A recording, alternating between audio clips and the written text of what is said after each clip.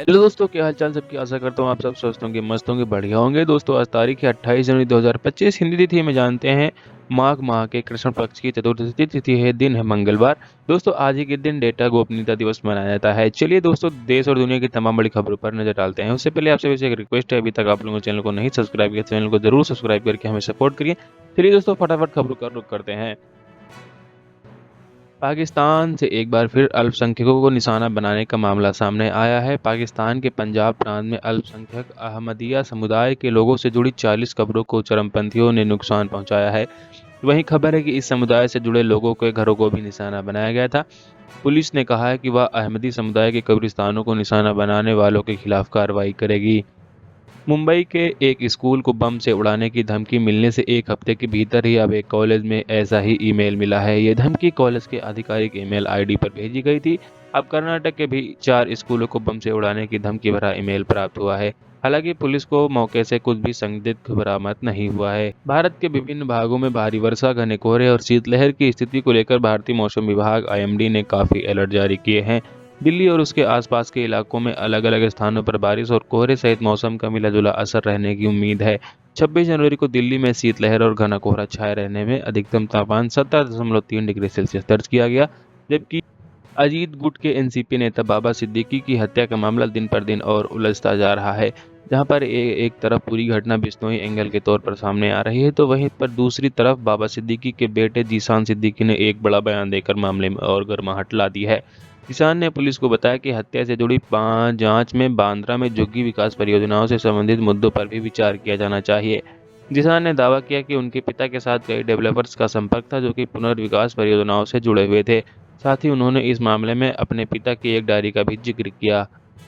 वक्फ संशोधन विधेयक पर संसद की संयुक्त समिति जेपीसी ने जिन 14 संशोधनों को स्वीकार किया है, उसके तहत विधेयक में मौजूदा कानून के तहत पंजीकृत हर वक्फ संपत्ति के लिए प्रस्तावित अधिनियम के लागू होने से 6 महीने तक की अवधि के भीतर वेबसाइट पर संपत्ति का विवरण घोषित करना अनिवार्य कर दिया गया है।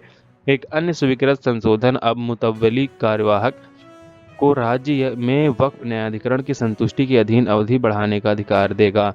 सूत्रों के मुताबिक भाजपा सांसद संजय जायसवाल के प्रस्तावित और समिति के स्वीकार किए गए संशोधन में मुस्लिम कानून और न्यायशास्त्र का ज्ञान रखने वाले एक व्यक्ति को ऐसे न्यायाधिकरण के सदस्य के रूप में शामिल करने की बात भी की गई है।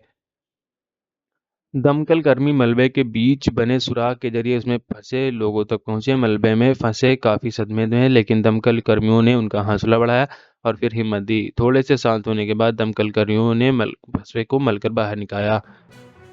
प्रधानमंत्री नरेंद्र मोदी आज उड़ीसा के भुवनेश्वर में Utkarsh Odisha make in Odisha conclave 2025 का उद्घाटन करेंगे। इस कॉन्क्लेव का उद्देश्य ओडिशा के पूर्वोदय विजन का केंद्र और भारत में अग्रणी निवेश गंतव्य और औद्योगिक केंद्र के रूप में स्थापित करना है। खनौरी किसान मोर्चे में मंगलवार को किसान नेता जगजीत सिंह डल्लेवाल मीडिया के सामने आएंगे। इस दौरान वह पत्रकार वार्ता कर देशवासियों को संदेश देंगे। चिकित्सकों के अनुसार डल्लेवाल को बुखार होने के कारण उनके शरीर में काफी दर्द भी बताया जा रहा है। उन्होंने कहा, जब से डल्लेवाल को बाहर की खुली व धूप हवा में लाया जाता है, उनकी तबीयत में काफी हद तक बदलाव हुए हैं। जगजीत सिंह डल्लेवाल का हालचाल जानने के लिए पटियाला एसएसपी नानक सिंह सोमवार को वहां पर पहुंचे थे।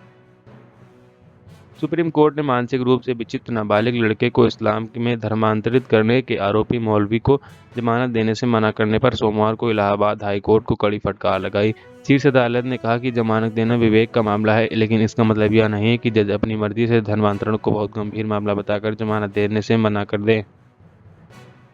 दोस्तों, नेपाली कैबिनेट की हाल ही में बैठक हुई के दौरान पर्वतारोहण संबंधी नियमावली में 6ठी बार संशोधन करके शुल्क में यह वृद्धि की गई है। नेपाली पर्यटन विभाग के महानिदेशक नारायण रेग्मी ने बताया कि नया निबंधन 1 सितंबर 2025 से प्रभावी होगा। विदेशी नागरिकों को अब एवरेस्ट फतेह करने के लिए करीब 21 लाख यानी कि 5 लाख नेपाली रुपए अधिक भुगतान करना होगा। पहले विदेशी नागरिकों को 15,17,780 रुपये शुल्क भुगतान करना होता था, लेकिन अब बढ़ाकर 20,69,676 रुपये कर दिया गया है।